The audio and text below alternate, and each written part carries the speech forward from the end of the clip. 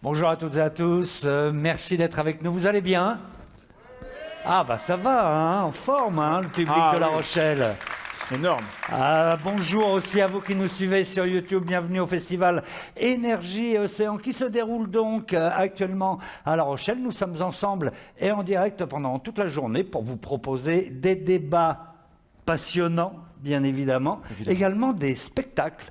C'est original. Et puis pour commencer cette cette journée, eh bien, nous avons le plaisir d'être avec notre ami Thomas Durand. Vous le connaissez certainement, c'est le fondateur ou cofondateur de la chaîne La Tronche en Biais. Tout à fait, on est plusieurs. C'est la chaîne de l'esprit critique, la chaîne de la zététique. Deux mots pour dire ce que c'est que la zététique. C'est l'art du doute, c'est se demander comment est-ce qu'on sait ce qu'on croit qu'on sait.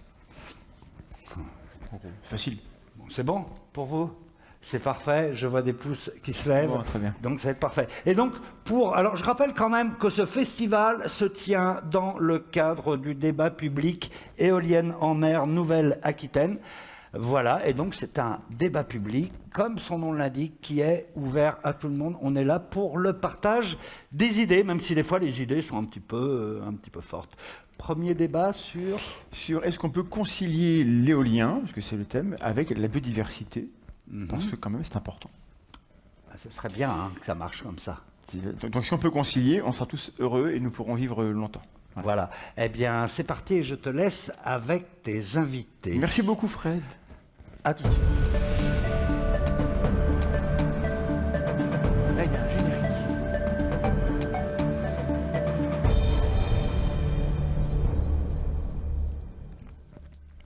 Bonjour tout le monde.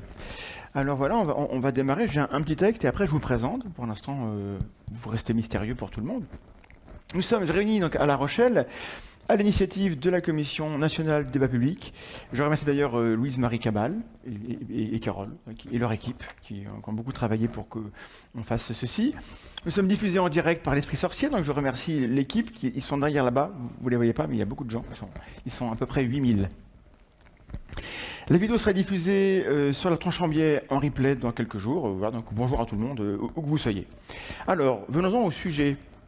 Même sans être savant en économie, en histoire, en physique, tout le monde a compris que nous sommes dans une transition énergétique.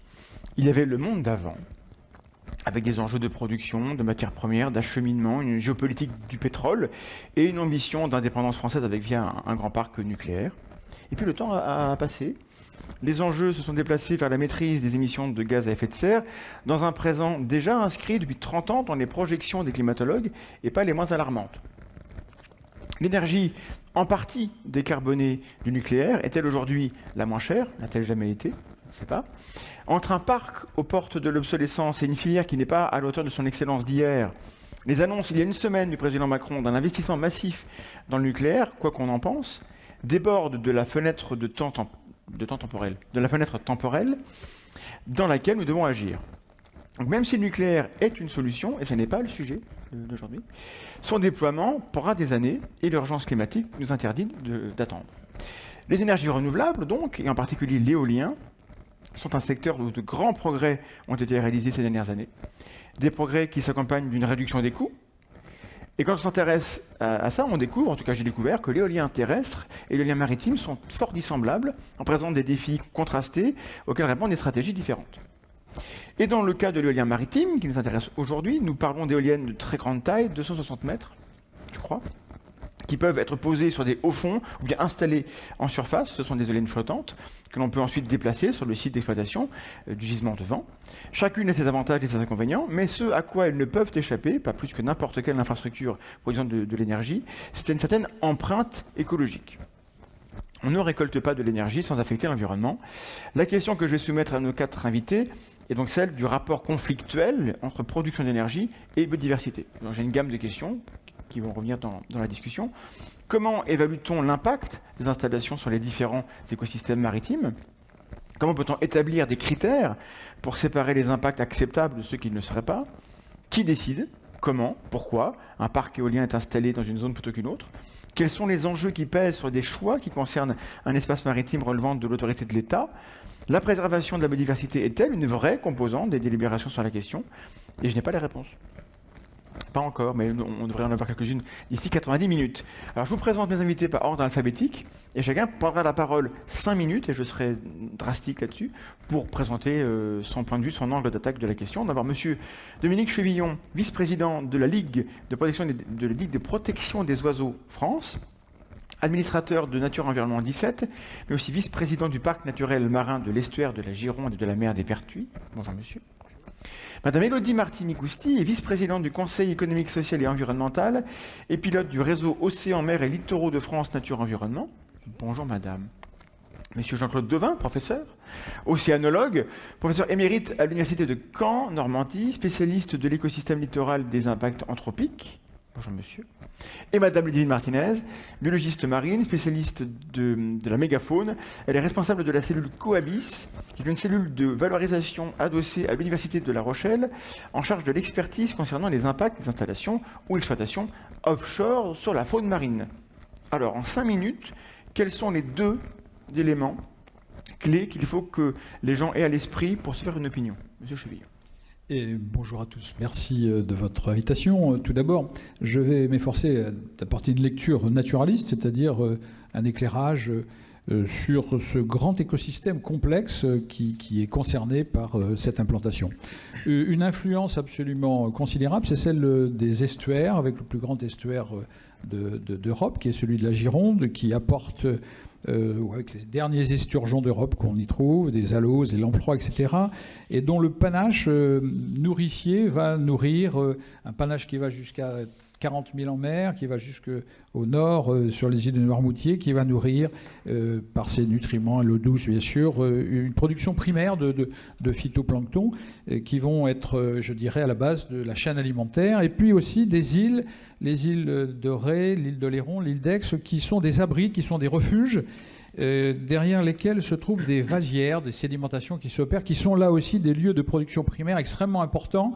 La petite diatomée, qui est une petite une algue unicellulaire qui va nourrir jusqu'à 80%, par exemple, d'un bivalve comme l'huître ou la moule pendant une partie de la saison.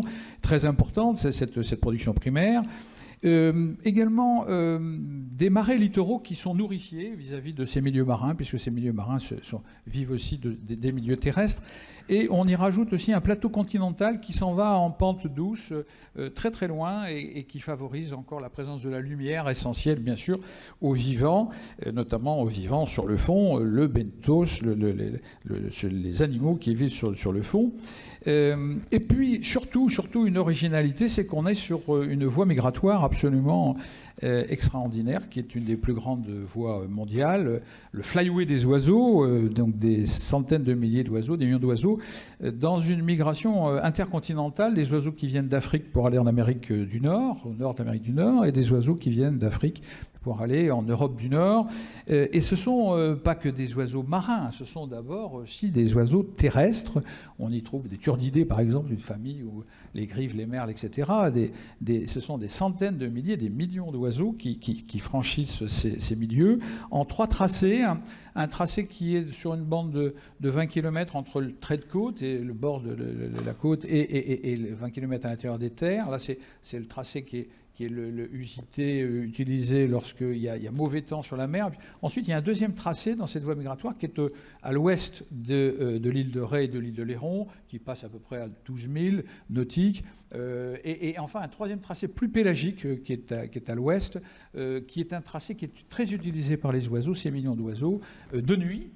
Et par grand beau temps et en fonction de la météo, eh bien, il y a effectivement l'utilisation des autres tracés. Donc on a ici des choses tout à fait importantes dans ce grand écosystème marin qui a été reconnu, et ça c'est extrêmement important, c'est une notion qu'il faut faire passer, est reconnu depuis 1976. Nous y avons participé, nous naturalistes, qui sommes maintenant assez expérimentés. La création depuis 1976 de 7 réserves naturelles nationales. C'est une concentration assez forte. C'est une marque, je dirais, de reconnaissance par la France. En 2009, ensuite, il y a eu les reconnaissances européennes avec les zonages Natura 2000, qui ont demandé beaucoup de travaux, qui ont été faits la plupart du temps par les scientifiques, la communauté scientifique et le musée d'histoire naturelle, avec les spécialistes, les experts de ces espèces. Et puis enfin, nous avons eu en 2015, après beaucoup d'années, puisque c'est difficile de rassembler les usagers de lieux qui sont très pratiqués, les pêcheurs, les congéliculteurs, la plaisance, etc., nous avons eu la création du parc naturel marin de l'estuaire de la Gironde et de la mer des Pertuis, auquel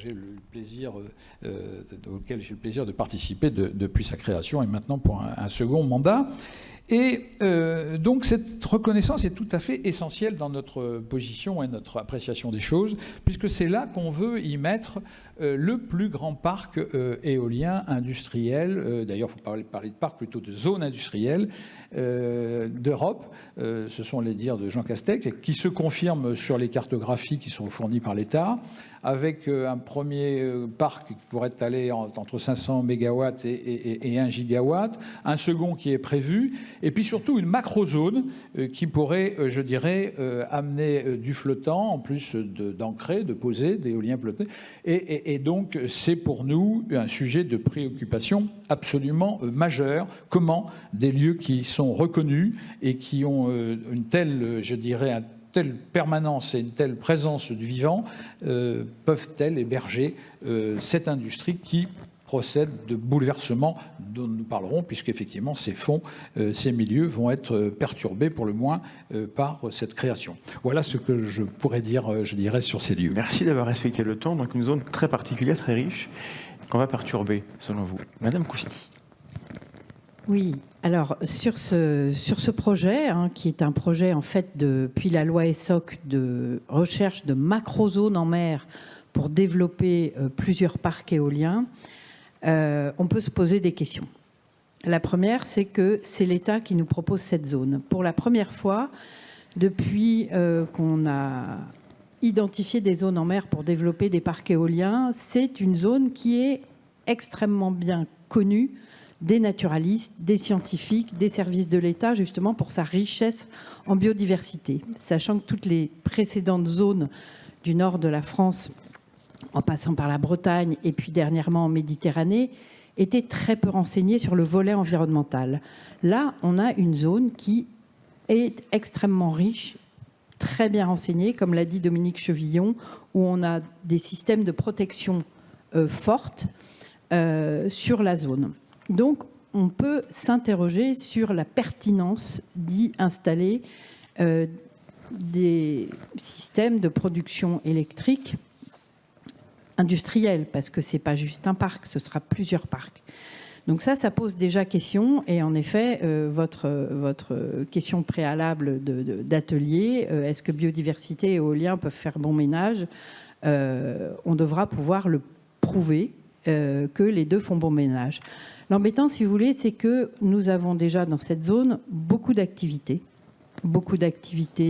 primaires, pêche, conchiliculture, et puis des activités de loisirs pour lesquelles aujourd'hui nous n'avons absolument aucune évaluation d'incidence, aucune étude d'impact qui ont été menées pour montrer qu'elles n'abîment pas le milieu qui est si riche en biodiversité et qu'elles n'ont pas d'impact. On n'a rien qui nous dit qu'aujourd'hui, à partir du jour où on a protégé les milieux marins de la zone, on n'a pas détruit des sites et on n'a pas continué à abîmer le milieu marin. On n'a pas non plus décidé et dit que certaines activités, justement, du fait de leurs impacts, devaient s'arrêter pour permettre à l'éolien, qui serait une nouvelle activité, d'être déployé dans la zone. Donc, si vous voulez, on s'interroge quand même sur la capacité de l'État à proposer des zones qui soient vraiment dédiées à une activité industrielle et surtout à protéger les sites qui doivent être protégés au titre de la biodiversité et qui ont été reconnus à la fois au niveau national par des protections des réserves nationales, au niveau européen avec des sites Natura 2000 et des zones de protection spéciale ou des zones spéciales de conservation. Et ça pose quand même question dans ce débat, qui est le seul du genre en France, puisque là, on a des données naturalistes pour la première fois. Donc c'est tout l'enjeu de concilier les enjeux naturalistes et les enjeux de biodiversité qui sont aussi importants que les enjeux du climat. Et aujourd'hui, on doit les prendre absolument au même niveau. On ne peut pas dire il y en a un qui est plus important que l'autre. La biodiversité en bon état, ça, c'est ce que je disais hier ici à la même table, c'est 80% des emplois français, dont 10% d'emplois directs, par exemple, pour ceux qui travaillent avec le vivant, c'est-à-dire les agriculteurs, les pêcheurs, les conchiliculteurs. Donc il faut absolument faire attention à ça. Et pour le reste, c'est tout ce qui est pharmacologie, industrie du luxe, industrie du tourisme, industrie comment dirais-je, de l'hôtellerie et industrie touristique. Et vous savez qu'en France, c'est absolument colossal. Donc, il faut essayer de travailler en bonne cohérence des différentes politiques publiques et aussi des différents systèmes de planification. Aujourd'hui, cette zone qu'on nous repropose au débat, puisqu'il y avait déjà eu un premier débat il y a quelques années sur cette zone, elle avait été considérée comme défavorable par l'Agence des aires marines protégées, qui aujourd'hui est une agence qui a été fondue dans l'Office français de la biodiversité. Elle avait été considérée comme défavorable pour l'éolien en mer au vu des impacts supplémentaires que l'éolien en mer pourrait apporter. En même temps, on le voit dans d'autres débats éoliens, c'est grâce aussi à l'éolien en mer qu'on arrive à avoir des données importantes sur l'état du milieu marin, puisque les industriels sont obligés de faire des études d'impact. Voilà, donc est-ce que cette zone sera une zone aujourd'hui qui sera dédiée à l'éolien en mer? Je pense que ce débat et la fin de ce débat sera très intéressante pour faire en sorte que l'État prenne aussi ses responsabilités sur la mise en œuvre de éviter, réduire, compenser, qui est inscrit dans le Code de l'environnement et dans la loi sur la protection de la nature depuis 1976 et redit dans la loi biodiversité de 2016. Éviter les impacts, les réduire et sinon les compenser. Jusque-là, l'éolien est plutôt le grand méchant de l'histoire, parce que c'est vrai qu'il faut protéger la biodiversité. Monsieur Devin, qu'est-ce qu'on doit avoir à l'esprit pour réfléchir là-dessus? Qu'est-ce qu'on doit avoir à l'esprit pour réfléchir sur cette question? Tout d'abord, bonjour à tous. Ça fonctionne. Bon. Bonjour à tous. Bon, je suis entouré de personnes qui connaissent beaucoup mieux l'espace maritime quand on va parler, puisque je suis quelqu'un qui travaille sur l'écosystème Manche dans son ensemble, un ensemble de 70 000 km². Pour donner un ordre de grandeur, c'est la surface de l'estuaire du Golfe et de l'estuaire du Saint-Laurent, avec une ouverture très large dans sa partie occidentale et se réduit, communique avec la mer du Nord au niveau du détroit du Pas-de-Calais. Alors la Normandie est connue pour être un producteur d'énergie important. On a 3 centrales nucléaires. On a un EPR qui est toujours en état de non-fonctionnement. On nous annonce la construction d'un autre EPR sur un des 2 sites, Penly ou Paluel. Donc on est fortement impliqué dans la production d'énergie et dans cette transition écologique. En ce qui concerne les parcs éoliens prévus en Normandie, il y en a 3. Le premier est à Courseulles-sur-Mer, dans un environnement, on appelle ça éolienne offshore du Calvados, large pour moi, je posais la question hier, qu'est-ce qu'on entend par le large, à une quinzaine de kilomètres du littoral du Calvados, des plages du débarquement, qui est en dehors des zones Natura 2000, Fécamp qui est aux proximités du grand port maritime du Havre, et en particulier d'Antifer, et puis le seul pour lequel il y a une intersection entre un parc naturel marin et puis un projet de développement d'éolien en mer, c'est le parc de Dieppe-le-Tréport. Et enfin, j'ai participé moi-même à la commission particulière de débat public en ce qui concerne le 4e, voire le 5e parc. Elle a été prévue dans une zone là véritablement au large, puisque c'est à la limite de transition des eaux entre les eaux anglaises et les eaux françaises, même si on peut parler, j'aime pas trop ce découpage administratif, puisque je plaide plutôt pour une vision écosystémique, c'est-à-dire de prendre l'ensemble des compartiments, depuis les mammifères jusqu'aux bactéries, j'aurais dû dire l'inverse, depuis les bactéries vers les mammifères. Donc ce qui manque aujourd'hui, c'est d'avoir des éléments de comparaison, puisqu'on n'a aucun parc en France, dans des conditions océanographiques et biogéographiques particulières, hein, que sont à la fois le golfe de Gascogne et puis la Manche, où on a à la fois une confrontation, je ne sais pas si on peut parler de confrontation, mais un enrichissement d'espèces d'affinités tempérées chaudes et tempérées froides. Et moi, je plaide quand même par rapport à deux choses. Le niveau de connaissance, on en a beaucoup aussi au niveau de la Manche. Hein. On n'est pas une zone totalement dénuée de connaissances acquises depuis plusieurs décennies, notamment au niveau des écosystèmes benthiques, qui sont ma partie d'expertise scientifique benthique au niveau du fond. Donc moi, je vais intervenir plutôt à ce qu'on appelle la biodiversité sous-marine. Je n'interviendrai pas sur la partie oiseaux, parce que ce n'est pas mon champ d'expertise, ni comme chauve-souris. En ce qui concerne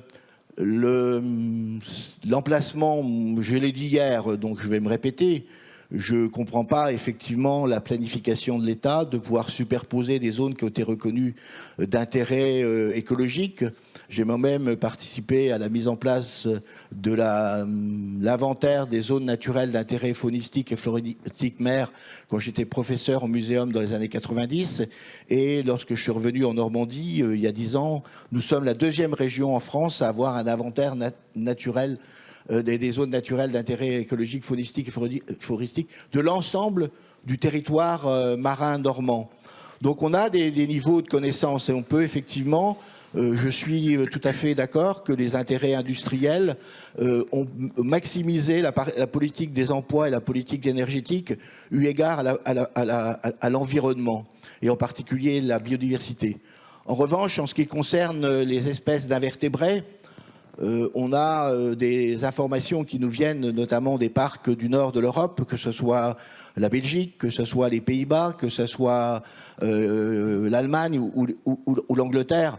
On ne peut pas dire que la biodiversité ait été modifiée. En revanche, on a ce qu'on appelle l'effet récif, je ne sais pas si on aura l'occasion d'y revenir, oui. C'est effectivement une introduction d'un récif artificiel plutôt dans des structures qui sont de substrat-meubles. Là, effectivement, on a une nouvelle communauté qui va s'établir et le défi, il est de voir si cette nouvelle communauté va construire un nouveau réseau trophique. J'ai dans ma sacoche une publication de collègues américains qui montre qu'effectivement les poissons qui reviennent une fois que la phase de construction est terminée se nourrir sur ces zones d'enrochement et ces zones de substrat dur. Ça, on pourrait y revenir tout à l'heure sur oui, et deux choses pour finir et passer la main à ma voisine de gauche. Il me semble aujourd'hui que, outre les niveaux de connaissances, il faut qu'on soit extrêmement vigilant par rapport à deux choses. D'une part, que l'on mette des suivis qui permettent de voir l'impact de cette nouvelle activité humaine par rapport à des zones qui sont non impactées et que ces suivis soient faits dans le long terme. Hein. C'est des installations qui vont durer 25, 30 ans. Donc il ne faut pas se tromper au début, il faut vraiment qu'on ait des suivis. Et je suis un peu inquiet, je l'ai déjà dit hier, par rapport au suivi de cet effet récif. Aujourd'hui, on met plutôt l'accent sur des suivis sur l'ensemble des compartiments de façon séparée. On peut s'interroger aussi d'absence de vision globale. Je dis que l'État continue à avoir une vision sectorielle, à la fois dans les compartiments biologiques qui seront étudiés et à la fois dans les interactions dans un territoire. Et c'est là que je voulais finir. Ça aussi, on va y revenir. C'est cette notion d'effet cumulé. Alors, j'aime pas, hier, on a parlé de la goutte qui allait faire dévorer le vase. J'aime pas cette expression. Je pense qu'il faut minimiser toutes les empreintes écologiques, quelles qu'elles soient, pour qu'effectivement il y ait un partage de l'espace maritime, pour que à la fois le défi qu'on a vis-à-vis de la transition énergétique soit compatible avec la sauvegarde de la biodiversité dans son ensemble, y compris la biodiversité fonctionnelle. Alors, le partage de l'espace maritime passe-t-il par de l'éolien maritime? Ce serait une des questions. Alors, Madame Martinez. Un peu d'eau, bien sûr, oui. Bonjour à tous. Merci pour l'invitation. Moi, je vais reprendre un peu ce qu'ont dit mes prédécesseurs, mais Ce dont je voudrais parler, bon, je ne vais pas rappeler l'importance de la transition énergétique, ni celle de la préservation de la biodiversité, parce que si on est là aujourd'hui, c'est bien qu'on en est tous convaincus. Ce dont je voudrais parler aujourd'hui, moi, c'est un peu remettre dans le contexte le travail qu'on a à faire. Donc quand je dis on, c'est tous ensemble, que ce soit les services de l'État, les scientifiques, les ONG, toutes les parties prenantes, sur ces questions de zones d'implantation d'éolien en mer. Parce que donc pour choisir une zone d'implantation, on y reviendra je pense par la suite, mais ça demande un certain travail à la base pour connaître en termes de biodiversité les zones à enjeu, les zones à moindre enjeu. Ça sous-entend qu'on a des connaissances biologiques, écologiques fondamentales qui nous permettent de faire ce travail-là. Donc d'être en capacité de connaître la distribution des espèces, l'abondance des espèces, les couloirs de migration. Je parle pour les espèces qui me concernent. Hein. Mais voilà, ça sous-entend qu'on a tout ce niveau de connaissance-là à la base, qui finalement est du ressort de la recherche fondamentale. Donc ça veut dire que finalement, grâce entre guillemets à ces problématiques d'éoliennes offshore, on a la nécessité de collecter de la donnée, de financer des programmes de recherche sur ces aspects-là. Ça c'est important parce qu'on a tendance à opposer l'industrie et la biodiversité, mais ce qu'il faut pas oublier, c'est que malheureusement ou heureusement, je ne sais pas, mais l'industrie c'est souvent aussi un levier de financement, un levier d'opportunité pour aller chercher des données sur des choses qui étaient peu étudiées. Si je prends l'exemple des mammifères marins, les plus gros travaux de recherche sur l'acoustique des mammifères marins, les capacités auditives et les seuils de tolérance au niveau sonore, ça a été financé par la Navy américaine, et c'est des scientifiques rattachés bien souvent à ces instances-là qui en sont à l'origine. Donc je ne suis pas forcément d'avis d'opposer systématiquement l'industrie et la protection de la biodiversité. Il faut rallier finalement les gens autour d'un même objectif, qui est le développement d'activités économiques, la fameuse économie bleue dont on parle souvent, mais avec ce souci, en éveillant bien les consciences sur l'importance de la préservation de la biodiversité. Madame Martini-Poustier le disait, on ne peut pas parler que de la protection du climat sans parler de la biodiversité. La biodiversité, c'est un point central de notre avenir à tous, en plus du climat. Donc, ce que je voudrais rajouter, c'est donc que tous ces travaux-là de connaissance du milieu, de connaissance de la biodiversité, ça requiert effectivement donc des compétences scientifiques. Donc, ça requiert qu'on ait un tissu scientifique qui soit fédéré autour de la question, et donc il y a des moyens qui soient prévus pour ça. Donc là-dessus, forcément, on incite les services de l'État et les instances en charge de ces sujets à prendre la question à bras-le-corps et à impliquer finalement toutes ces parties prenantes, tout ce tissu scientifique, académique ou non, autour de la question. Parce que la question à laquelle on a à répondre, c'est donc l'impact de l'éolien. Mais l'impact de l'éolien, il faut bien rappeler que le milieu marin, c'est déjà un milieu qui est très industrialisé, qui est très anthropisé. On a déjà de très nombreux usages. Il y en a qu'on a tous en tête. Je pense au trafic maritime, à la pêche, à tout ce qui va être extraction de granulats, les prospections sismiques pétrolières, les forages pétroliers. Enfin, des usages, il y en a des dizaines. Hein. Donc, il faut bien se rappeler que tous ces usages-là ont cours depuis des décennies, sans forcément qu'on se soit intéressé au départ à leur impact. Par exemple, le trafic maritime, aujourd'hui, il n'y a jamais eu une étude d'impact sur le trafic maritime. On s'intéresse de plus en plus à la question, surtout sur l'aspect bruit, parce qu'on est bien conscient qu'aujourd'hui, les niveaux de bruit ambiant augmentent de façon exponentielle et que ce ne sera pas soutenable longtemps. Donc on s'intéresse à cette question-là. Mais l'éolien, finalement, va venir, comme on disait hier, se rajouter à ce panorama-là qui est déjà très industrialisé, très anthropisé. Et donc la question, à laquelle on nous demande de répondre et qui aujourd'hui est quasiment impossible, quasiment insoluble, c'est quelle est la part de responsabilité de l'éolien sur les impacts qu'on va observer dans ce panorama-là, déjà pas très simple. Donc ça, c'est un gros défi scientifique auquel la communauté doit répondre, en plus de tous les aspects qui ont été évoqués, notamment sur les effets cumulés, et notamment sur l'approche écosystémique, parce que compartiment par compartiment, ça n'a pas d'intérêt. Les réseaux trophiques, les chaînes alimentaires font qu'un impact sur un compartiment, par effet domino, va en avoir sur d'autres. Donc aujourd'hui, voilà, c'est toutes ces questions-là auxquelles on doit s'atteler et auxquelles on doit apporter des réponses si on veut faire des choix éclairés dans le contexte qui est celui qu'on connaît. Quelqu'un qui écouterait ça de manière naïve pourrait dire, mince, moi je pensais que l'éolien c'était beaucoup plus écolo que le reste. Et là on vous écoute, on dit mais c'est une catastrophe, même l'éolien a des conséquences épouvantables. Alors la plupart des gens sont d'accord pour dire qu'il faut réduire l'empreinte, qu'il faut réduire, etc. Mais il faut quand même produire l'énergie quelque part. Et souvent, c'est ailleurs que chez moi. Et est-ce que c'est pas un peu ce syndrome-là? J'imagine qu'on peut soupçonner les gens qui disent mais chez nous, il y a plein de trucs. Oui, mais peut-être que chez les voisins aussi, il y a aussi beaucoup de zones très riches en biologie. C'est rare qu'on ait des déserts en France. Alors, pourquoi est-ce que cette zone-là en particulier serait... Bon, on va élargir le débat, mais pourquoi cette zone-là en particulier serait problématique?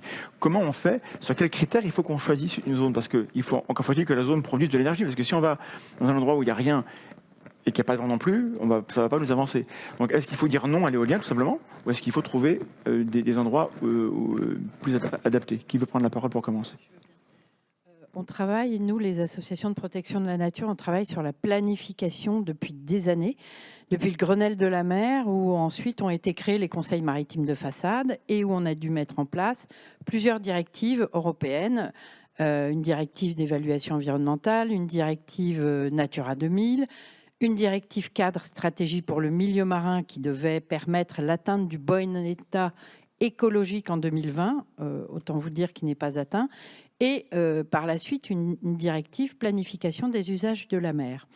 En 2019, ont été votés dans les conseils maritimes de façade, il y en a 4 en France, Manche, Nord-Atlantique, Manche-Ouest, Bretagne et mer Celtique, Sud-Atlantique ici donc, et Méditerranée.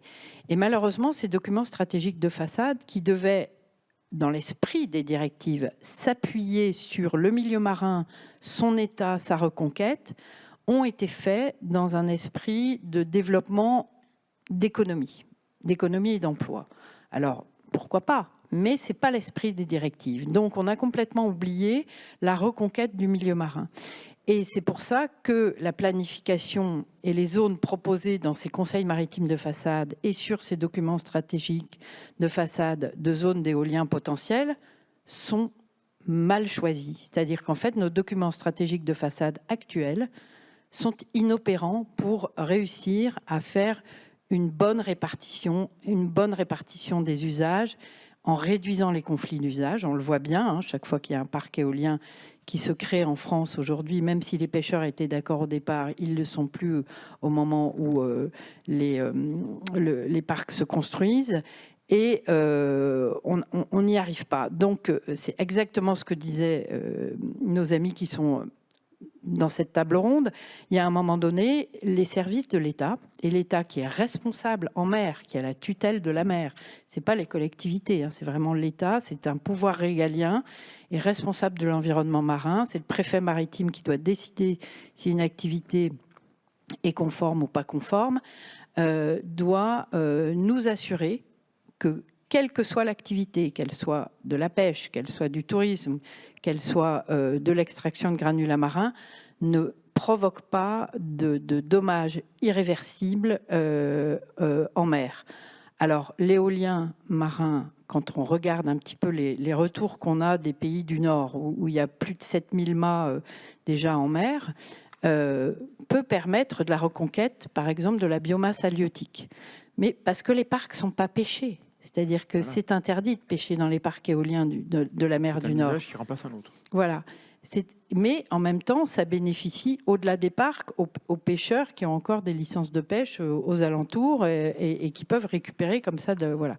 Nous, en France, on ne veut rien interdire, on veut tout permettre et on superpose ensuite les zones de protection. On a beaucoup de mal à servir l'intérêt général au profit des intérêts catégoriels. Et donc, c'est pour ça que ce type de débat, grâce à la science et grâce à l'amélioration des connaissances, est non seulement nécessaire pour faire la transition énergétique, mais aussi pour décider vraiment de quelles zones sont rédhibitoires pour telle ou telle activité, et pas simplement l'éolien. L'éolien, je pense qu'on peut en mettre dans tout un tas de zones, mais qu'on n'a pas encore reconnues et travaillées comme étant des zones potentielles. Et ça va être tout l'enjeu, d'ailleurs, maintenant, des futurs débats, et puis des zones où il faut se dire qu'il vaudra mieux pas en mettre. Et ça permettra d'ailleurs pour les filières d'avoir une visibilité à plus long terme, alors qu'aujourd'hui, chaque fois qu'on débat d'une zone, on se pose encore les mêmes questions qu'on se posait il y a 11 ans, il y a 20 ans.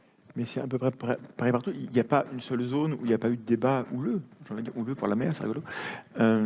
Donc il n'y a pas de zone où les gens disent oui, c'est bon, venez chez nous, c'est tranquille, c'est open bar. Donc comment on décide ?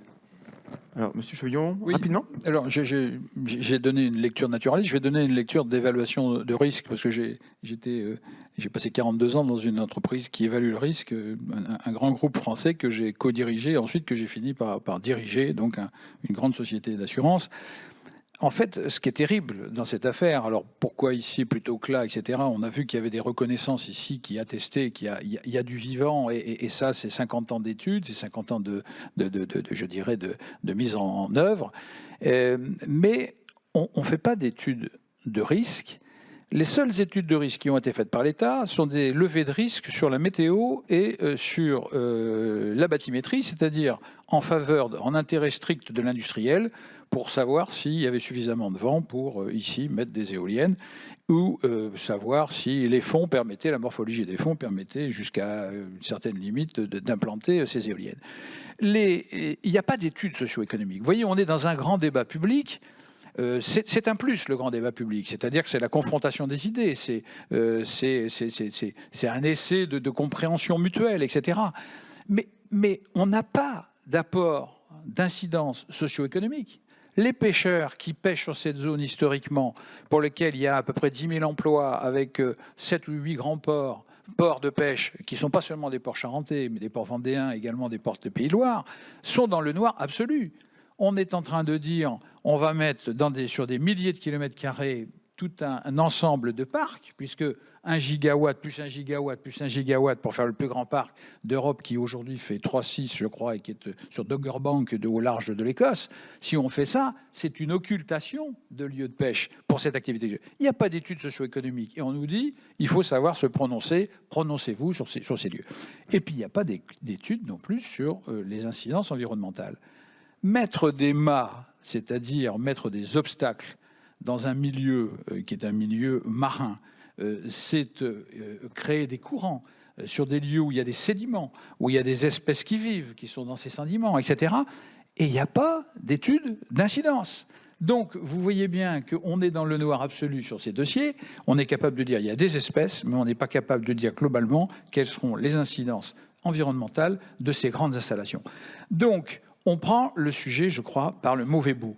Et moi, je vous le dis franchement, tant qu'à faire sans incidence, sans études, au moins conservons les zones qui sont reconnues comme étant à haute valeur environnementale avant d'aller y faire des choses.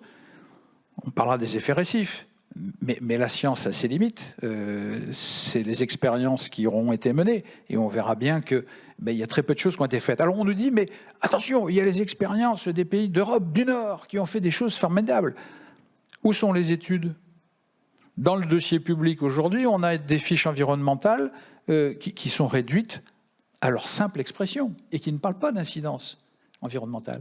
Donc vous voyez bien qu'on est dans une situation à la fois de méconnaissance, mais je crois qu'il y a quand même un vrai sujet méthodologique. Et qui coordonne l'ensemble de ces parcs éoliens qui sont en train de se faire ? Est-ce que c'est l'OFB ? Est-ce que c'est le ministère de l'écologie ? Est-ce que on ne sait pas. On ne sait pas. On va aujourd'hui sur la question de qu'est-ce qu'on sait. On n'en sait pas assez pour prendre une décision. Qu'est-ce que font les scientifiques ?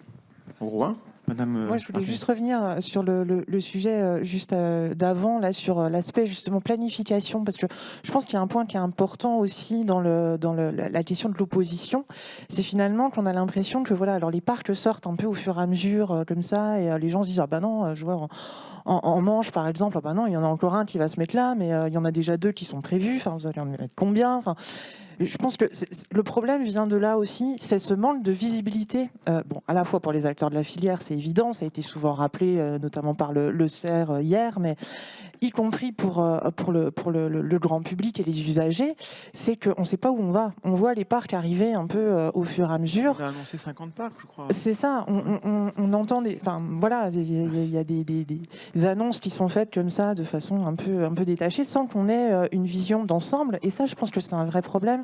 On serait tous gagnants si on avait une visibilité plus importante. Donc si, au lieu de réfléchir déjà sur les débats publics parc par parc, on réfléchissait à l'échelle d'une façade au moins, sur de la planification un peu plus, sur du un peu plus long terme et un peu plus global. Parce que parc par parc, ça n'a pas d'intérêt. Si on va aller déplacer un parc de 50 km, c'est pas pour autant qu'il y aura. On va faire un d'impact. débat en plus. Voilà, il faudrait qu'on ait une vision plus large que ça. Et si l'État envisage de mettre, je dis n'importe quoi, hein, mais 8 parcs en Manche, et ben à ce moment-là, on étudie les 8 parcs en même temps et non pas l'un après l'autre, et puis de rajouter comme ça des couches au fur et à mesure. Je pense que voilà, la question de la visibilité et de la planification, c'est 2 questions qui sont vraiment cruciales et centrales et sur lesquelles il faudrait vraiment travailler pour que tous ces débats aussi soient plus productifs et soient plus constructifs et qu'on ait une meilleure participation de toutes les parties Ça, prenantes. c'est pour le côté démocratique, qui n'est pas encore assez démocratique et pas assez organisé. Mais sur le côté, on ne sait pas ce qu'on fait, on n'a pas de données, on plante des choses, ça crée des problèmes, et la science ne nous dit pas les conséquences de ce qu'on va faire.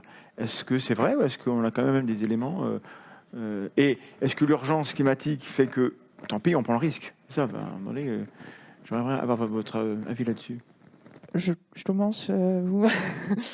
Si, je pense que la science, effectivement, elle est en capacité aujourd'hui de nous dire pas mal de choses. On peut pas dire qu'il n'y a pas de retour d'expérience. Donc, comme je disais hier, il y a effectivement les retours d'expérience d'Europe du Nord, hein, qui sont souvent mis en avant parce que ils ont quand même des dizaines d'années d'antériorité par rapport à nous sur la question des parcs éoliens.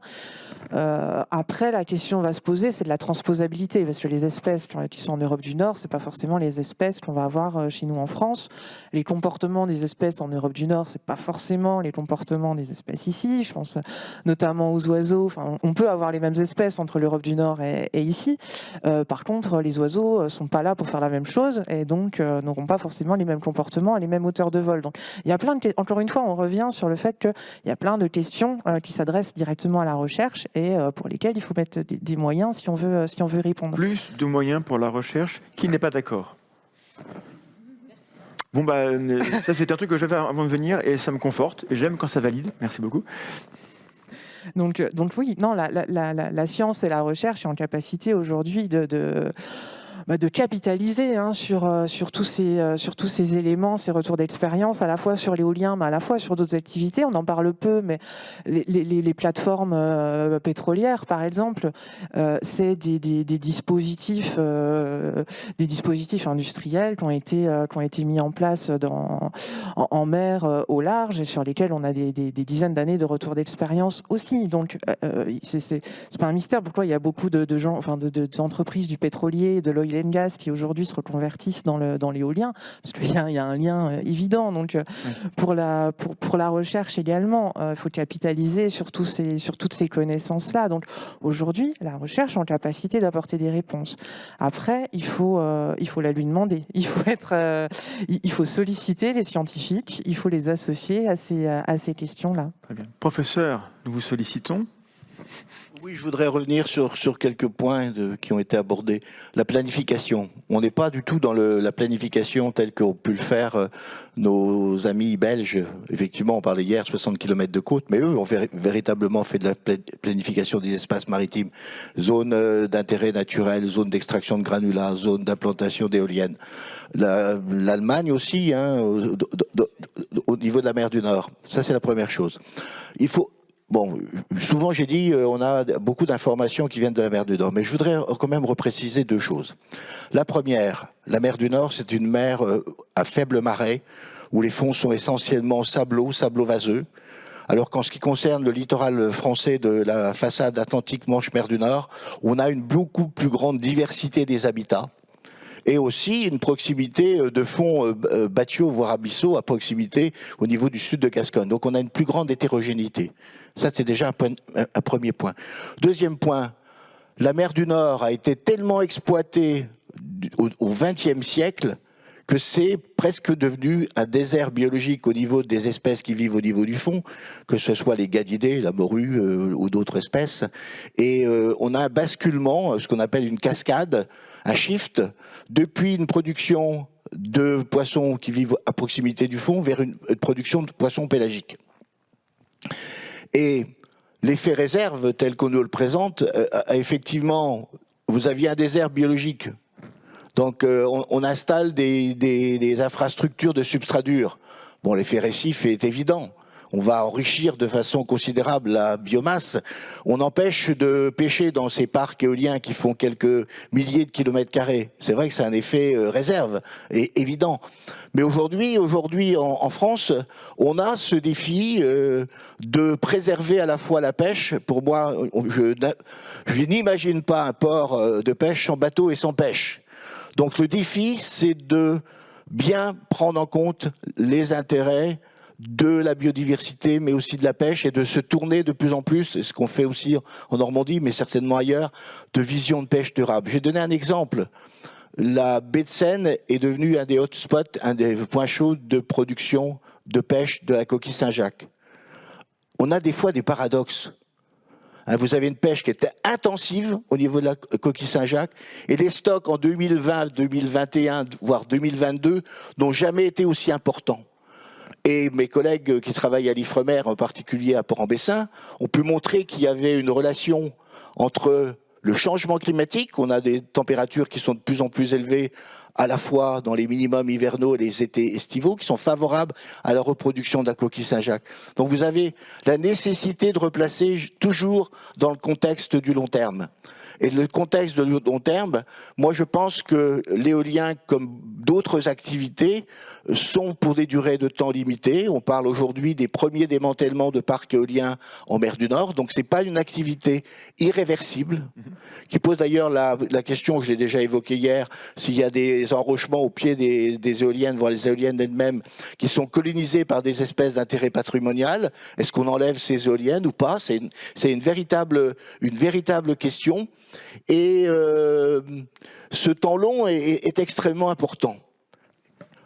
On a commencé à débattre de l'implantation du site éolien de Courseulles en 2010. Cela fait 12 ans. Les marins-pêcheurs qui étaient en activité, qui ont participé à la délimitation de ce parc, qui a été réduit d'ailleurs en fonction de la population de coquille Saint-Jacques de l'époque, il y avait un consensus sur la limite. Aujourd'hui, il se passe deux questions fondamentales, enfin 2 évolutions plutôt, je devrais dire. La première, c'est que cette génération de marins-pêcheurs sont en retraite, et c'est les jeunes marins-pêcheurs qui en Manche ont été aussi confrontés à tout ce que vous avez tous entendu, le Brexit, et avec la réduction de leur zone de pêche et d'accessibilité aux eaux britanniques vis-à-vis du développement d'éolien. Moi, je me souviens du débat public au niveau du 4e parc à Fécamp, où les marins-pêcheurs avaient dit 2 notions extrêmement importantes. La première, on n'a pas d'expérience en France, mettons un parc et regardons ce qui se passe. Et deuxième, la Normandie a déjà 3 parcs, Courseulles, Fécamp, Dieppe-le-Tréport, même si à Dieppe-le-Tréport, les pêcheurs ont été contre cette implantation dès le début, non seulement parce qu'il y a une superposition avec le parc naturel marin des 3 estuaires Picard, mais aussi pour des raisons de pêche. Ils n'ont pas eu d'ordre et ils proposaient de les déplacer un peu plus vers l'ouest, à proximité de Fécamp. Ils n'ont pas eu leur gain de cause. Et puis la deuxième chose, je reviens à la coquille Saint-Jacques, à la fin des années 2000, le stock de coquille Saint-Jacques n'était pas le même qu'aujourd'hui. Et la zone d'implantation qui était une zone de faible pêche de coquille Saint-Jacques il y a 12 ans ou il y a 15 ans, est devenue une zone de pêche de coquille Saint-Jacques. Anticiper les... Donc le problème de notre institution, c'est le temps long de la décision, du nombre de recours. Moi, je me souviens avoir fait des voyages dans la Société française franco-japonaise d'océanographie au Japon. Il y a beaucoup de débats, mais une fois que la décision a été prise, on ne revient pas sur la décision. Oui. Moi, en tant que scientifique, je trouve ça... Il faut qu'il y ait des débats, mais je pense que tous les recours sont un peu néfastes à cette décision de changer notre besoin de transition écologique. Effectivement, il faut qu'elle se fasse, comme on disait, sur une meilleure connaissance de l'impact de cette activité par rapport aux autres et de cette intégration dans ce qu'on a évoqué hier, hein, les socio-écosystèmes. Je parle beaucoup d'écosystèmes, mais cette notion de socio-écosystème est extrêmement importante. Et puis, je ne l'ai pas dit hier, mais je me permets de le dire aujourd'hui, attention aux fausses informations. Et ça parcourt beaucoup. Nous, les scientifiques, dans les laboratoires de recherche, on est jugés sur les nombres de publications des revues internationales.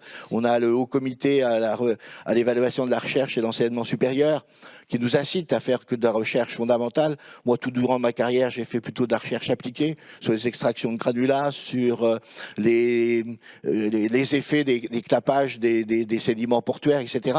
Donc, c'est effectivement, j'ai eu l'opportunité de former des jeunes. D'ailleurs, certains sont à l'OFB aujourd'hui ou à France Énergie Marine. Il y a aussi cette notion de formation de nos jeunes qui effectivement, avec le développement économique, trouvent des emplois parce qu'au niveau académique, on a de moins en moins d'emplois. Et aussi, on parle beaucoup de biodiversité. Si je peux me permettre une dernière chose, on a de moins en moins de spécialistes de biodiversité, qu'elles soient végétales ou animales, dans nos laboratoires. On a plutôt privilégié les approches de biologie moléculaire, voilà. Etc. Et ça, c'est un véritable problème. On a aussi un paradoxe.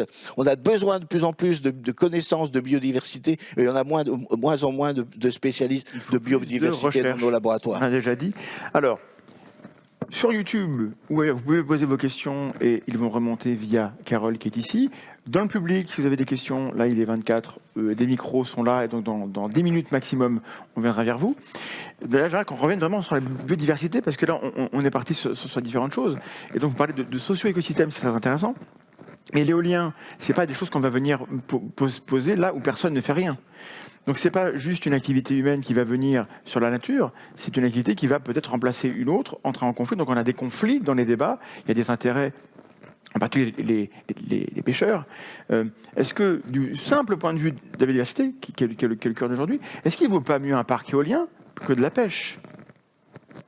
Et là, je mets les pieds dans le plat parce que je ne veux pas être méchant avec les pêcheurs, mais si les conséquences de la pêche sont plus graves que l'éolien, du simple point de vue de la biodiversité, et c'est le thème, peut-être que c'est mieux. Qui va répondre à ça ? Non, mais franchement, on a un niveau d'impréparation sur ces dossiers. Et aujourd'hui, on est en train de poser comme ça que peut-être un parc éolien sera-t-il plus protecteur que l'état actuel de ces zonages. Moi, je trouve ça absolument étonnant. Alors que nos sociétés ont acquis des méthodes, nos sociétés on travaille depuis bien longtemps sur de l'acquisition de connaissances et qu'on puisse prendre des décisions qui seraient fondées sur de telles bases. On peut vraiment pas, ici, dans le niveau d'impréparation, de non-coordination, je dirais, prendre des décisions qui sont, nous, dans le privé, je suis désolé de le dire, mais on est dans un environnement concurrentiel qui nous contraint. Si moi j'évalue un risque et que je l'évalue beaucoup plus cher que notre concurrent, eh bien j'ai pas de client. Et si jamais par contre je le tarifie pas assez cher, je vais faire faillite. Et là j'ai les autorités de contrôle qui vont me dire, monsieur, vous dirigez une boîte qui est en limite parce que vous prenez trop de risques. Donc on a des obligations, si vous voulez, méthodologiques, de résultats et de décisions rapides. Mais encore faut-il se donner les moyens de prendre ces décisions rapides. Et en l'absence aujourd'hui, dans cette impréparation, de conséquences connues socio-économiques et environnementales, laissons les endroits qui ont des hauts lieux de biodiversité le demeurer et laissons les pêcheurs avec les aménagements Je vais me faire l'avocat du diable. pour continuer à pêcher leur Je vais me zone. faire l'avocat du diable. Peut-être que Mme Cousty pouvoir répondre, ou vous. C'est-à-dire que vous dites, bon, ok, on est dans une situation où on n'a pas été préparé. Ok, mais bon, on y est, on est en 2022, on ne peut pas remonter le temps il y a 15 ans, donc on y est. Et on a un enjeu climatique. Et on ne veut pas opposer climat et biodiversité, mais on a ces deux enjeux-là. Qu'est-ce qu'on fait maintenant ? Et est-ce que dire on ne veut pas d'éolien parce qu'on n'a pas assez de données, c'est pas courir le risque que le climat s'aggrave, alors qu'au niveau de la biodiversité, on a déjà des problèmes. Et j'ai pas la réponse, hein. Vraiment, je me fais l'avocat, parce que là, je sens qu'il y a une sorte de consensus, du coup, il faut que j'amène un petit peu de dissensus. Qu'est-ce qu'on répond à ça ? Ça paraît raisonnable de dire ce que je viens de dire ou pas du tout ? Ça paraît tout à fait évident. Il y a des endroits où on installera de l'éolien, où il faudra qu'il y ait d'autres activités, sans doute, qui s'arrêtent, parce qu'elles ont des impacts désastreux sur le milieu marin, et que jusqu'à présent, justement, quand on dit qu'il nous manque des données, c'est que les données des activités historiques maritimes, que ce soit le transport maritime ou certaines techniques de pêche, qui n'ont pas été évaluées correctement, doivent l'être. Chaque acteur de la mer doit mesurer ses impacts, notamment dans les zones Natura 2000, ce qui n'est jamais fait. Ah voilà, c'est pas fait. Ce qui n'est jamais fait. Or, c'est une obligation. Natura 2000 existe depuis 30 ans. On va fêter les 30 ans de Natura 2000 la semaine prochaine à la Commission européenne. Donc, il y a déjà des peine, textes qui obligent, on devrait avoir les données, en fait, c'est ça ? on démarre à peine l'évaluation d'incidence de la pêche dans les zones Natura 2000. Or, on sait que ces zones-là sont les zones les plus pêchées en France. Pourquoi ? Parce que les habitats sont riches, les habitats sont productifs, et voilà. Mais en même temps, les techniques utilisées par certaines pêcheries dans les zones Natura 2000 peuvent être extrêmement destructrices. Donc, il faut s'engager vers une pêche durable, s'engager vers un transport maritime durable, s'engager vers des activités maritimes beaucoup plus durables qu'aujourd'hui, si on veut pouvoir, dans la même zone, mettre de l'éolien. Et peut-être qu'il y aura des zones où il faudra interdire des activités pour permettre à l'éolien, dernier entrant, d'arriver, parce que les conséquences de l'installation de fermes éoliennes de grande ampleur seront sans doute moins néfastes que d'autres activités. Cette transition-là, on est d'accord qu'il faut qu'elle intervienne dans les prochaines... Pas maintenant, c'est dans les 3-4 ans. Dans les 3 ans qui viennent, oui. Puisque dans 15 ans... Et c'est engagé, cette transition ? Alors, la transition, elle est en train de s'engager parce qu'enfin, on a des dirigeants qui ont compris qu'il fallait planifier pour comprendre. Nous, Association de protection de la nature, ça fait depuis 2009 qu'on dit qu'il faut une meilleure planification, mais on n'y arrive pas. Comme je vous l'ai dit tout à l'heure, les premiers documents stratégiques de façade sont inopérants en termes de réelle planification, comme l'a dit le professeur.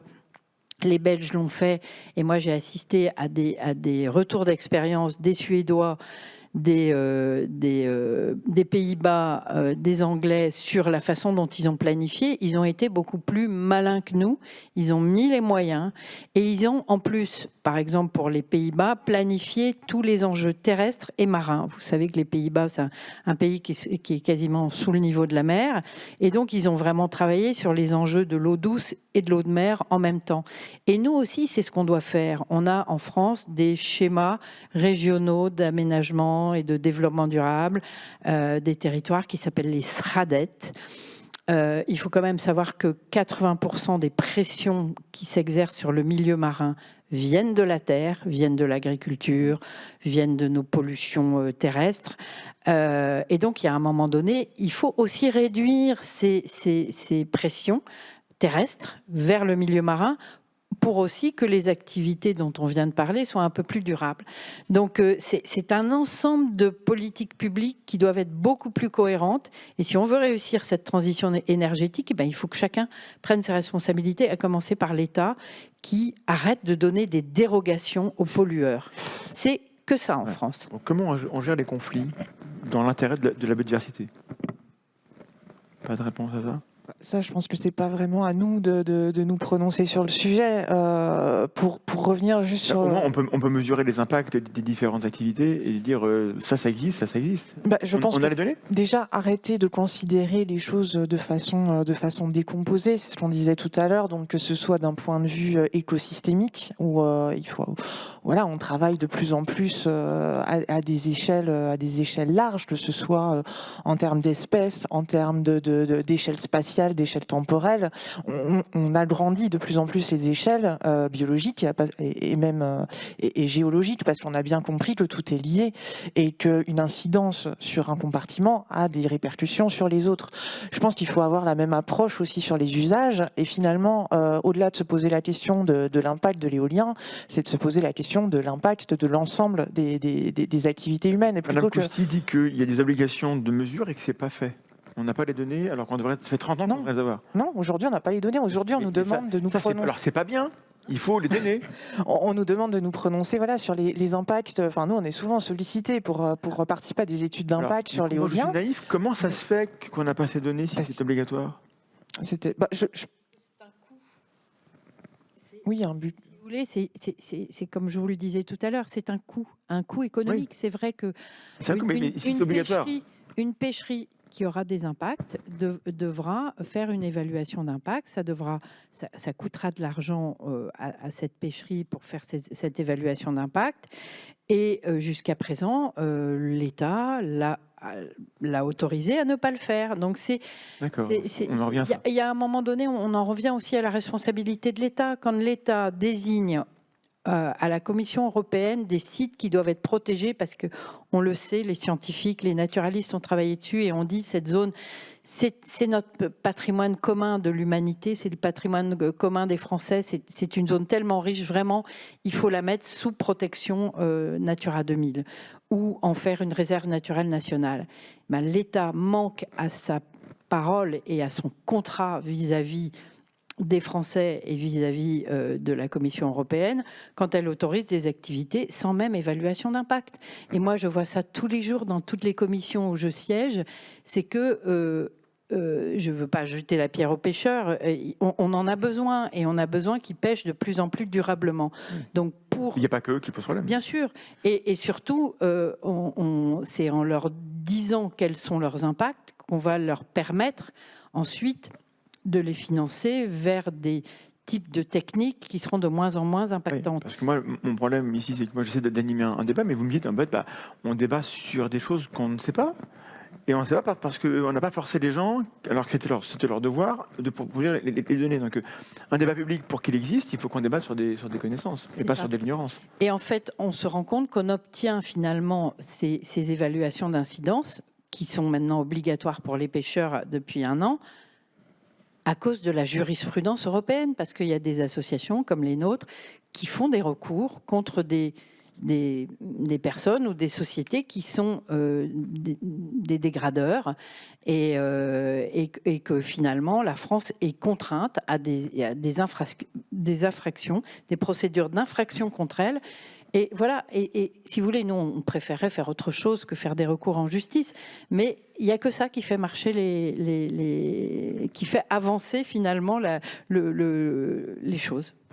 Oui, en ce moment, il y a une recherche de zones de protection forte, les fameuses ZPF, qui sont une consultation publique qui a démarré. C'est extrêmement paradoxal.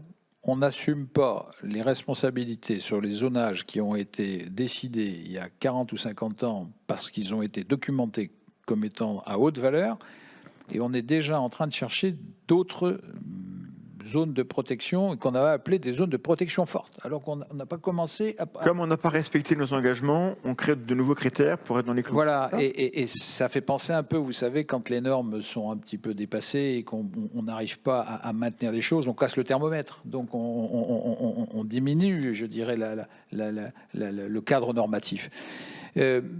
Voilà, on est dans ce paradoxe. Bon. Et c'est pour ça que la conciliation... Est-elle possible ? Toutes les conciliations sont possibles, mais est-elle souhaitable ? Moi, personnellement, dans mes organisations, répondons, elle n'est pas souhaitable sur les lieux dont nous parlons, au niveau de reconnaissance que nous avons, avec la documentation des faits qui ne sont pas donnés et pour lesquels on n'a pas ces fameuses études environnementales des conséquences environnementales et socio-économiques. Tout simplement. Alors, avant de donner la parole au politique, il y a des questions, levez les mains, ceux qui ont des questions. Voilà, donc on arrive. J'ai une dernière question. Oui, alors en 2 mots, je vous écoute. Oui, deux choses. Je suis d'accord sur la nécessité d'avoir une vision non seulement maritime, mais aussi d'avoir un continuum terre-mer. Effectivement, la plupart des pollutions marines viennent du terrestre. Et en plus, dans ces milieux de transition, sont les estuaires, dans lesquels M. Chevillon a rappelé l'intérêt de ces zones de migration. Alors, il y a une chose qu'on n'a pas du tout parlé, c'est l'outil de la modélisation, qui permet non seulement de faire de la modélisation physique, donc de voir les modifications qu'il va y avoir dans les courants suite à l'implantation de parcs, à la fois de chaque pile, de chaque structure, mais sur un ensemble de parcs et voir si des parcs sont à proximité les uns des autres.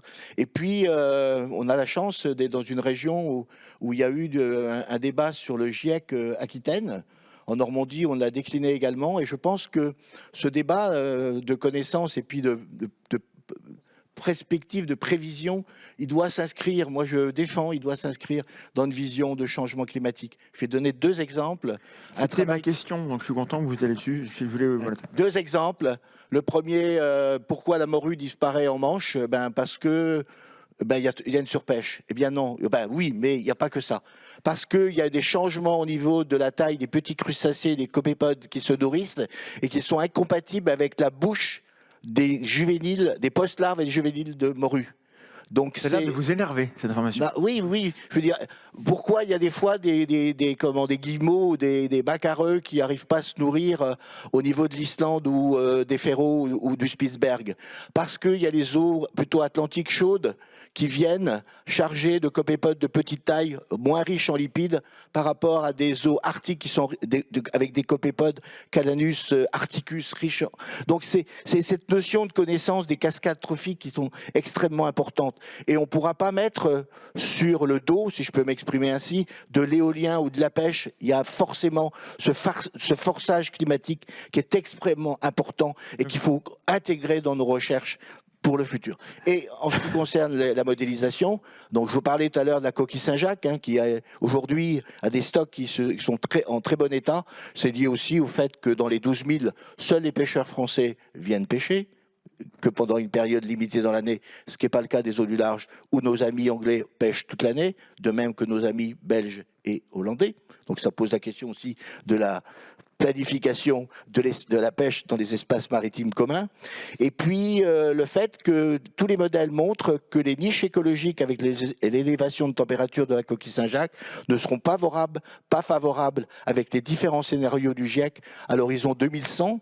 Donc ça veut dire aussi que les pêcheurs sont extrêmement préoccupés par les modifications de leur technique de pêche d'une part et les poissons cibles qui seront liés à des modifications des poissons qui seront présents dans la Manche dans les 50 prochaines années. Alors justement, est-ce que en 2 mots, quelqu'un veut répondre sur qu'est-ce qu'on sait, qu'est-ce qu'on peut modéliser au niveau des poissons, mais aussi des oiseaux? Est-ce que s'inquiéter aujourd'hui d'un couloir migratoire qui peut-être dans 20 ans sera plus là, j'exagère, est-ce qu'on peut se projeter et dire voilà, on sait exactement que pendant la durée de vie du parc, parce qu'un parc c'est une durée de vie de 30 ans, on va dire, peut-être 40, donc c'est pas ad vitam aeternam, est-ce qu'on sait dire voilà, on fait ça parce qu'on sait que pendant les années d'exploitation, on aura telle condition dans l'écosystème, ou est-ce qu'on est dans le noir?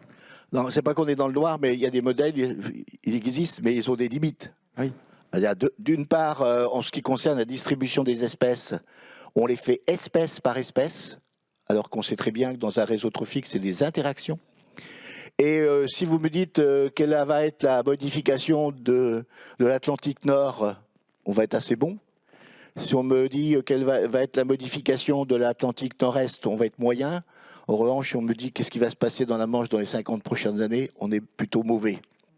Donc, c'est-à-dire, au niveau global, on a des modèles qui tiennent la route, si je peux m'exprimer ainsi. En revanche, au niveau local, on est vraiment dans le domaine de la certitude. À l'échelle d'un parc. Ah oui, alors là, on est vraiment dans le domaine de la certitude. À l'échelle d'un parc, c'est ni possible ni pertinent, parce que ça n'a pas d'intérêt écologique de s'intéresser à la simple échelle d'un parc. Même on parlait des suivis tout à l'heure, M. Dauvin parlait de l'importance des suivis sur le long terme, et je rejoins complètement, mais l'intérêt aussi, c'est que ces suivis ne soient pas cantonnés à les 100 km² d'un parc, parce que ça n'a pas d'intérêt écologique. Les suivis doivent se faire à une échelle spatiale et temporelle qui soit cohérente.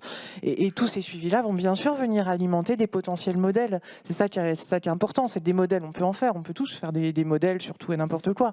Après, l'incertitude autour de ces modèles, elle reste importante, c'est évident. Enfin, on est des scientifiques, on n'est pas des devins, quoi. Donc forcément, il faut que... J'ai failli la faire, mais je me suis retenue. Monsieur Dauvin dit qu'il n'est pas devin.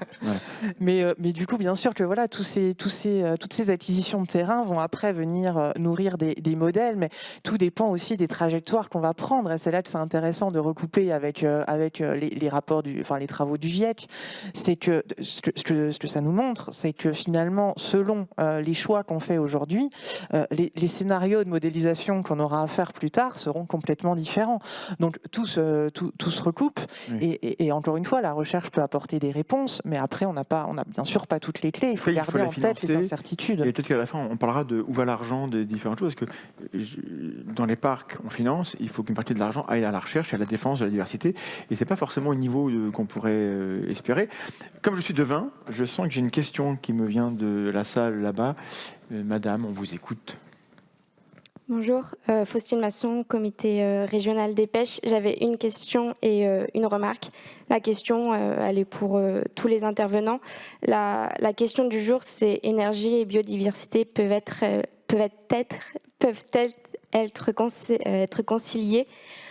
Est-ce qu'une conciliation est vraiment envisageable alors que dans le développement des EMR, l'énergie semble prioriser en effet le principe de précaution, notamment comme on peut le voir avec les études d'impact qui sont réalisées bien après le débat public.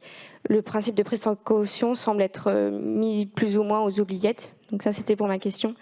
Pour ma remarque, suite aux propos de l'animateur, pour savoir s'il valait mieux un parc éolien ou interdire la pêche, tout simplement. Qu'est-ce qui était le mieux pour la biodiversité? Comme l'a rappelé Monsieur Dauvin, je tenais à rappeler que la pêche en France, et notamment en Charente-Maritime, à 80%, c'est de la petite pêche côtière, artisanale, locale et choisie. Donc c'est pas du tout comparable avec les bateaux industriels de pêche de plus de 100 mètres de long dont on voit beaucoup les activités dans la presse. Je tiens aussi à rappeler que la pêche et les pêcheurs sont très sollicités pour tout ce qui est programme de recherche, tout ce qui est, ils ont des quotas à respecter, etc., etc. Et également, avec le Covid, on a pu se rendre compte que les circuits courts locaux sont plutôt à privilégier. Donc, quid de la souveraineté alimentaire si la pêche devait être oubliée au profit de l'éolien offshore? Merci. Vous avez raison, mais c'est une thématique totalement différente d'aujourd'hui. Donc, aujourd'hui, on parle de biodiversité, et donc j'ai posé la question de l'usage de la pêche. C'est pas que j'aime pas les pêcheurs, c'est que par rapport à ça, la question se pose. Mais vous dites que les pêcheurs sont sollicités pour produire des données. Et tant mieux, c'est bien, ils sont utiles. Et donc, est-ce que les pêcheurs aident à répondre aux questions qu'on se pose? Alors ça, c'est l'État qui gère la pêche et les porteurs de projets qui pourront vous le dire. Mais généralement, d'ailleurs, les comités départementaux, régionaux des pêches sont mis dans la boucle des échanges 2 ans avant tout le monde.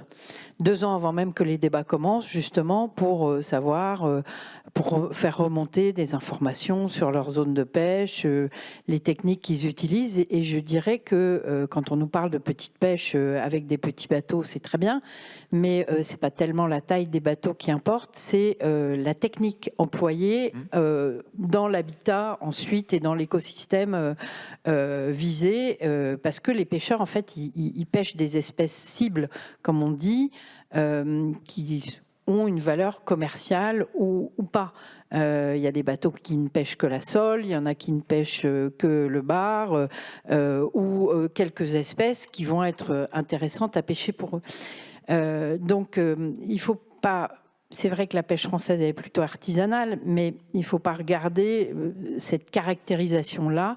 Il faut regarder les techniques par rapport aux poissons et aux habitats dans lesquels les pêcheurs vont pêcher. Et quand on parlait tout à l'heure de la durabilité de la pêche, c'est vrai qu'il y a des endroits, on le sait très bien, où un parc éolien aura moins d'impact que des dragues à coquille Saint-Jacques qui auront un impact sur le fond qui pourra être désastreux si on a des coraux de fond et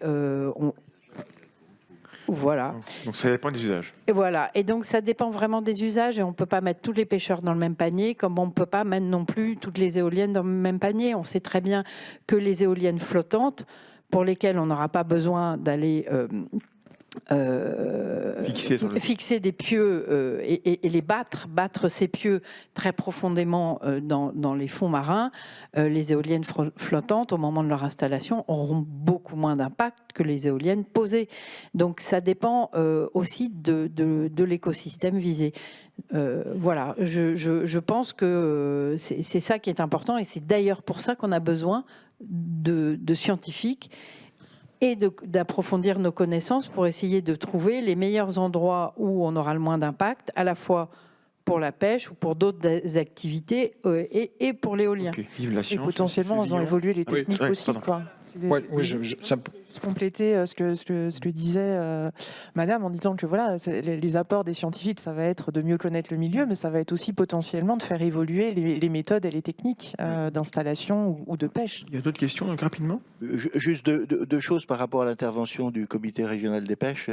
Évidemment, on doit privilégier la pêche avec des circuits courts. Entre un bar pêché dans une pêche côtière de 15 jours et qui ramenait dans des chaluts et une pêche de bar à la ligne, il n'y a pas photo en ce qui concerne les intérêts gustatifs. Ça, c'est mon point de vue d'amateur des produits de la mer. En revanche, le monde de la pêche, d'ailleurs, ils font partie du groupement d'intérêt scientifique JCCUM à part entière, parce qu'ils se sont aperçus, parce que ça fait partie aujourd'hui du défi de cette profession, de maintenir des techniques de pêche qui soient les moins pénalisantes pour l'environnement. Et on a eu parallèlement au JCCUM un postdoc qui a travaillé pendant 1 an sur les effets des engins de pêche aux arts traînants, donc à la fois chalut et comme en drague à coquille, en particulier à coquille Saint-Jacques, mais faut rappeler que la Normandie est aussi le premier producteur en ce qui concerne la praire, dans le golfe normando-breton, et des impacts sur une zone, un habitat particulier qu'est le merle, qui n'est pas négligeable. Eh bien, aujourd'hui, effectivement, il y a un engagement de la profession pour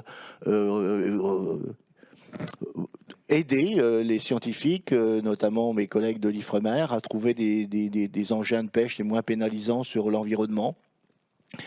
Et aussi, du point de vue scientifique, cette notion de sensibilité des habitats marins. Alors moi, je ne sais pas s'il y a des collègues de l'Ifremer ici. Il y a une carte que vous pouvez trouver sur le web qui montre les zones sensibles les plus proches de la côte. En réalité, c'est des zones, je parle d'habitat benthique, je ne veux pas parler d'oiseaux et encore moins de mammifères qui ne sont pas de mon domaine. Eh bien, en général, ces zones de sable fin, sablo-sédimentaire, sont des zones dans lesquelles les habitats benthiques sont peuplés d'espèces qui sont extrêmement des cycles courts, des espèces annuelles, avec des très fortes capacités de reconstituer très rapidement leur abondance. Donc on appelle, c'est des systèmes extrêmement résilients. En revanche, vous parliez effectivement des coraux profonds ou des zones avec des habitats de fond grossier sur lesquels il y a des éponges, des bryozoaires, dont certains sont dressés, qui font plusieurs décimètres de hauteur. Eh bien, il faut aussi avoir une connaissance sur cette notion de sensibilité des écosystèmes et effectivement, je l'ai déjà dit hier, je m'interroge beaucoup en tant que scientifique, en tant que connaisseur du milieu marin depuis 50 ans, de la nécessité d'implanter des sites éoliens sur des sites qui ont été reconnus d'intérêt patrimonial. C'est vraiment la question centrale. J'ai regardé de nouveau hier soir l'implantation plus au sud, un peu plus devant la Gironde. Alors je ne connais pas les conditions de vent, je suis pas spécialiste de la modélisation du vent, mais on pouvait trouver des zones en dehors des zones qui ont été reconnues d'intérêt patrimonial. En revanche, j'ai quand même une remarque sur cette délimitation. La dernière. Oui, sur les délimitations. Je suis bavard. Délimitation des zones Natura 2000, vous avez qu'à regarder. Hein, c'est tiré verticalement et horizontalement. Et j'en avais parlé au DIREN de l'époque de Basse-Normandie, qui était Gérard Clouet. Oh, il m'a dit, tu comprends, c'est plus facile pour les limites géographiques d'avoir des lignes qui suivent ni la bathymétrie, ni les habitats particuliers. Donc, dans ces zones Natura 2000, même si c'est des zones qui ont d'intérêt, je pense que d'un point de vue scientifique, on pourrait discuter de leur limitation, parce qu'elles sont faites souvent à leur porte-pièce et qui ne correspondent pas à véritablement des enjeux écologiques. Alors, c'est un peu le déboire, c'est qu'on a des grandes zones, mais dans lesquelles on a des zones qui seront moins d'intérêt patrimonial que d'autres. Et je ne sais pas s'il y a une réflexion au niveau de l'État pour revoir ces zones qui ont été déclarées. Le critère de biodiversité, pour vous, il ne pèse pas vraiment dans la décision encore assez. Non, c'est pas ça, mais c'est que les limites n'ont pas été faites par rapport à la connaissance qu'on avait des limites des habitats particuliers ou des espèces, etc. Il y a des bons critères et des mauvais critères. Non, les critères sont bons, c'est les limites qui ne sont pas bonnes. Pour la périphérie de la zone, effectivement, on peut tout à fait dire ça. Mais après, centralement par rapport aux zones, on a quand même ces documentations qui attestent, comme vous le dites, de valeurs patrimoniales qui serait dommage de remettre en cause. Monsieur. Oui, bonjour, Yann André, environnementaliste. J'ai assisté hier aux tables rondes et donc ce matin aussi. Il y a un mot-clé qui n'a jamais été prononcé, c'est étude d'impact stratégique. En anglais, c'est Strategic Environmental Assessment. C'est une obligation pour les plans et programmes que de procéder à une évaluation large des impacts environnementaux donc des plans ou des programmes. Les Anglais l'ont fait il y a 10-12 ans déjà. On n'est pas plus bête qu'eux, à mon avis. Et l'idée, donc, c'est de prendre une zone et de regarder tous les aménagements, tous les effets de ces aménagements sur l'environnement et d'essayer d'y intégrer un nouvel aménagement. Et il me semble que ça répond pas mal aux questions qu'on se pose depuis hier, en fait, à savoir comment planifier, combien on peut mettre et comment jouer après sur l'équilibre entre les différents usages. Et je sais que, par exemple, il y a beaucoup de dépôts de munitions, il y a des décharges sauvages, il y a énormément de câbles. L'exemple peut-être le plus criant, c'est la fosse des casquettes, ça, que vous devez connaître, monsieur, qui empile des munitions parfois chimiques, des déchets nucléaires, des vieux bateaux rouillés. Ce sont les Anglais qui ont déposé. Hein. Oui, mais enfin, c'est assez près de nos côtes quand même, il me semble. Toujours est-il que ces sujets-là, qui sont sous le niveau de la mer, on a tendance à ne pas les voir et à les masquer, alors que la mer, effectivement, est déjà largement aménagée sans concertation, et que l'occasion de faire de l'éolien offshore devrait remuer un peu tout ça et questionner sur ces usages. Alors, en 2 mots, parce qu'après j'ai une autre question ici, et après on n'aura plus le temps. Dominique, sur l'évaluation environnementale stratégique, vous avez parfaitement raison, monsieur, c'est obligatoire.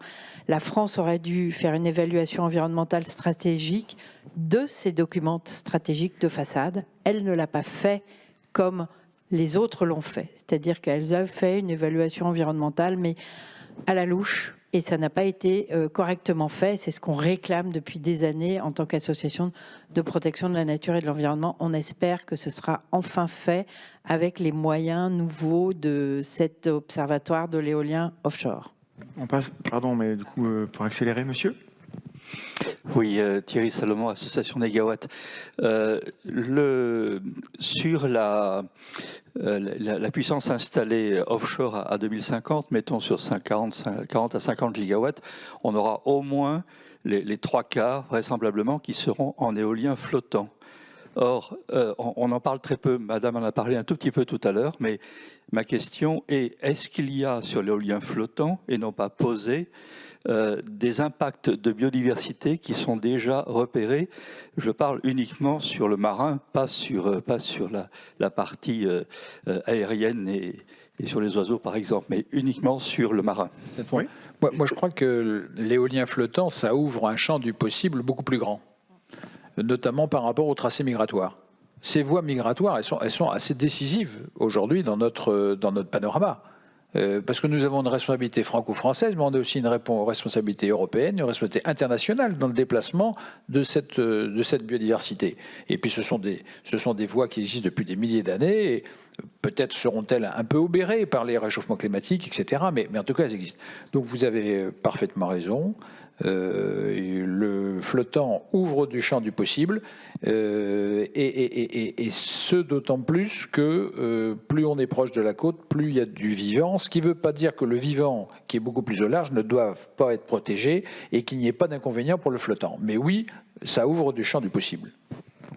J'ai avec moi une publication que je pourrais vous donner de Maxwell et collaborateurs du Journal of Environmental Management de 2022 sur l'impact potentiel de l'éolien flottant sur les habitats, les espèces marines.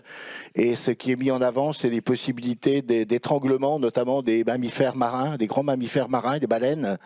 Et aussi, j'en ai retenu d'autres, ils ont les mêmes effets que les éoliennes posées, en ce qui concerne les oiseaux et les chauves-souris. En revanche, il y a aussi les câbles qui seront, c'est soit tendus, soit ancrés, mais ils sont tendus aussi, et avec des possibilités d'accrochement de plastique qui dérivent, et d'être un véritable piège aussi à la faune et en particulier aux poissons. Donc il y a aussi des effets, impacts qui sont différents de ceux du posé, mais il ne faut pas croire que c'est la panacée vis-à-vis d'une technique de production qui soit totalement exempte d'impact sur la faune sous-marine. Donc alors, là, il y a des publications de plus en plus. Je ne l'ai pas dit, mais là, aujourd'hui, dans cette salle, évidemment, au niveau, j'ai dit, il y a des milliers de publications aujourd'hui sur les énergies marines renouvelables. Aujourd'hui, on parle beaucoup de l'éolien, mais aussi on a des recherches dans les laboratoires sur l'hydrolien. On a la Manche qui est une mer particulière, ce qu'on appelle une mer mégatidale, qui est comparable à celle... Débordé du sujet, on n'a plus le temps. Non, j'ai la parole. Non, mais je veux dire, c'est les énergies marines renouvelables, c'est pas que l'éolien, il y a d'autres techniques. Et donc, aujourd'hui, c'est vraiment l'éolien, parce que vous êtes devant une question régionale. Mais en Manche, on a aussi le développement de l'hydrolien qui occupe la recherche et le développement. J'ai promis à monsieur qu'il aurait la parole. Il est midi, je vais me faire gronder, pardonnez-moi. On prend 2 minutes pour finir ça. On va essayer de faire très court. En 2 mots. Oui, merci. Il me semble, est-ce le thème, que cette table ronde est plus libre, plus critique et en même temps, quelque part, plus inquiétante que les tables rondes d'hier. Je ne les ai pas vues. Nous y étions tous. Et Madame Martinez, vous l'avez rappelé en avant-propos, vous avez parlé de la nécessité de faire entrer dans les débats les industriels. C'est une évidence, vous êtes des scientifiques, vous faites de la recherche, vous avez besoin d'argent. À l'inverse, l'industriel, lui, il fait de l'argent, je ne suis pas certain qu'il ait besoin de recherche. Comment pourriez-vous poser l'importance de cette financiarisation de l'éolien par rapport au débat? Je vous donne un exemple que j'ai vu là tout à l'heure en vous écoutant. Ça concerne RWE. Il y avait monsieur Tesson hier qui était là. Et donc RWE travaille sur un giga complexe en mer du Nord qui est intégré dans le cadre d'un investissement de 50 milliards. Et donc, je lis... Le projet recherche actuellement un financement auprès du Fonds de croissance nationale des Pays-Bas, 50 milliards. Les porte-paroles de RWE, quant à eux, déclaraient qu'il était trop tôt pour quantifier les investissements de leur propre groupe. selon eux, cette estimation pourrait être effectuée à partir du moment où le montant total des financements externes serait défini. C'est-à-dire que RWE est en train de dire « ça coûte quand même des ronds, on va attendre de voir ce qui va tomber du placard ». Et sur votre intérêt de ces industriels, où les placez-vous dans le débat? Merci beaucoup. Alors, c'est une vaste question et vous n'avez que 45 secondes.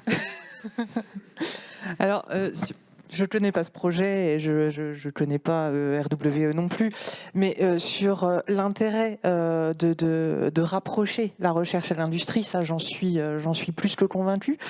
Moi, c'est mon métier depuis plus de 10 ans. Donc oui, il y a un double intérêt à la fois pour les chercheurs de travailler avec les industriels et pour les industriels de travailler avec les chercheurs. Ça, c'est évident. Ça a été démontré sur plein d'autres domaines. On pense bien sûr à la pharmacologie, à l'aéronautique. Enfin, voilà, tous ces gros secteurs industriels ont depuis des décennies bien compris que la recherche et l'industrie étaient indissociables. Sur l'écologie, c'est beaucoup plus compliqué. Sur l'écologie, on a encore des positions très marquées de chaque côté, d'industriels qui ne veulent pas travailler avec des universitaires ou avec la recherche, et d'universitaires qui ne veulent absolument pas entendre parler d'industriels. Moi, ce que je vois de ma propre expérience, c'est que même si parfois c'est deux mondes qui ne savent pas communiquer, on a pourtant des tas de choses à s'apprendre. Et ça peut être des financements, mais ça peut aussi être d'autres choses. Ça peut être de la formation également. Il ne faut pas oublier que voilà, la recherche, enfin le monde académique, en tout cas, ne se résume pas à faire de la recherche. Il y a aussi l'aspect formation qui est crucial, qui est très important, et qui fait aussi tout l'intérêt de ces collaborations. Alors j'espère que tout le monde a eu le temps de dire ce qu'il voulait dire, parce qu'il est 12h04, donc je vais me faire gronder. Est-ce qu'il y a vraiment un élément qui n'a pas été abordé et que vous pouvez traiter en 2 phrases? Oui, peut-être. Je n'ai pas eu l'occasion de répondre tout à l'heure sur la pêche. Okay. Je voudrais dire quand même qu'il y a 10 000 emplois, il y a des activités historiques et qu'il y a eu des progrès qui ont été faits en matière de pêche. On voit le retour du merlu, on voit le retour du thon rouge, on voit le retour des anchois. Et ça, c'est le fruit d'une politique qui a été appliquée. Après, il y a toute la biodiversité dont on ne parle pas, qui n'est pas commercialisée.